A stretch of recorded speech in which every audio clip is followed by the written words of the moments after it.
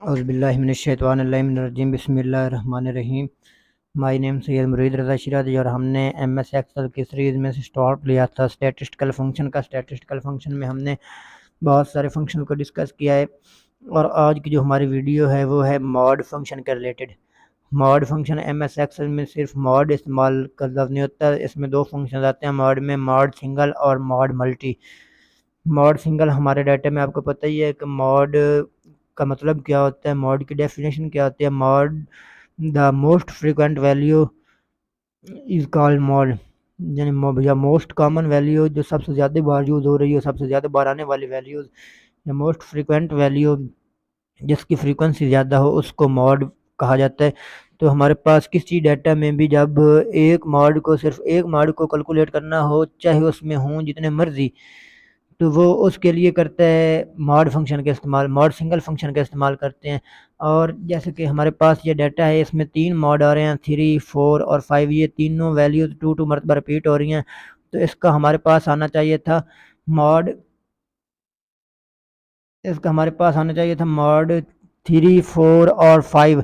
लेकिन हमें जो मॉड सिंगल है वो हमें फंक्शन ही वही प्रोवाइड करता है। इस फंक्शन के बिहाइंड द स्क्रीन जो काम होता है, इसमें सिर्फ हम एक मॉड ही फाइंड आउट कर सकते हैं, चाहे वो जॉन समझ is equal mod mod single. ये मॉड सिंगल हमने निकाला तो हमने इसकी रेंज सेलेक्ट करनी है। रेंज सेलेक्ट जब की, या तो इसको लिख सकते हैं 2,3,4,5,5,6,7, ये एक लंबा प्रोसीजर कंसिडर किया जाता है। इसकी बजाय हम जब इसकी रेंज सेलेक्ट करते हैं तो हम इजीली इसकी रेंज सेलेक्ट कर सकते हैं। जो हमने इसकी रेंज सेलेक्ट की है तो हम इसका निकालना चाहते हैं मॉड। तो इसका मॉड हमारे पास वो जो एक्सेल है, एक्सेल फंक्शन में इसका मॉड ये 4 को भी ले सकते थे, क्योंकि 4 भी 2 टाइम रिपीट हो, इसने तो एक मॉड लेना है ना। इसको एक मॉड लेने से गारदा है। ये 5 भी तो ले सकता था, क्योंकि जब हमने इंटर किया देखते हैं क्या आता है, ये 3 आ गया। इसने अब हमारे जहनों में सवाल पैदा होता है, आपके दिनों में ये 4 क्यों नहीं इसने मॉड लिया, 5 क्यों नहीं लिया, हालांकि 5 भी 2 टाइम आ रहा है, 3 भी 2 टाइम आ रहा है, 4 भी 2 टाइम आ रहा है। लेकिन ये बिल तरतीब देखेगा, दो जो है ये एक कितनी मरतबा आ रहा है, अगर ये सबसे ज्यादा मरतबा तो ये 2 को लेता।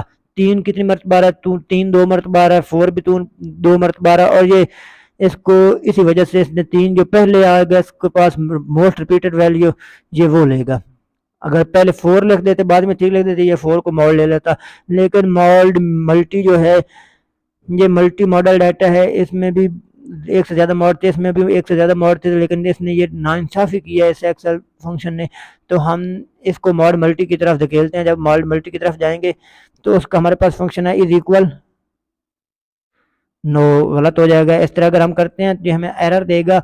हमने पहले करने होते हैं सेल सेलेक्ट। फॉर एग्जांपल हम सेल सेलेक्ट करते हैं, इधर कितने सेल सेलेक्ट कर लेते हैं, 3 कर लेते हैं। तो पहले सेल में लिखेंगे is equal mod mod multi. हमने इसकी रेंज सेलेक्ट करनी है। अगर हम इधर इंटर करते हैं तो हमारे पास ये फिर वही एक मॉड निकालेगा, लेकिन हमने अरे ऑफ द मॉड निकालना है, अरे में आंसर निकालना है, यानी 3 मॉड, एक से ज़्यादा मॉड निकालना है। तो हम इसके लिए करेंगे control plus shift plus inter. अगर हम control plus shift plus inter नहीं करते तो ये फिर मॉड मल्टी भी हमें सिर्फ एक ही मॉड निकाल के देगा। चलो हम करके देखते हैं ताकि आपकी कन्फ्यूजन दूर हो सके। जब हमने इंटर किया तो ये हमें एक ही मॉड दे रहा है, हमने इसको डिलीट किया, दोबारा इस पे फंक्शन दोबारा रेंज सेलेक्ट की इसकी, तो हम इस पे अप्लाई करते हैं इज इक्वल मॉड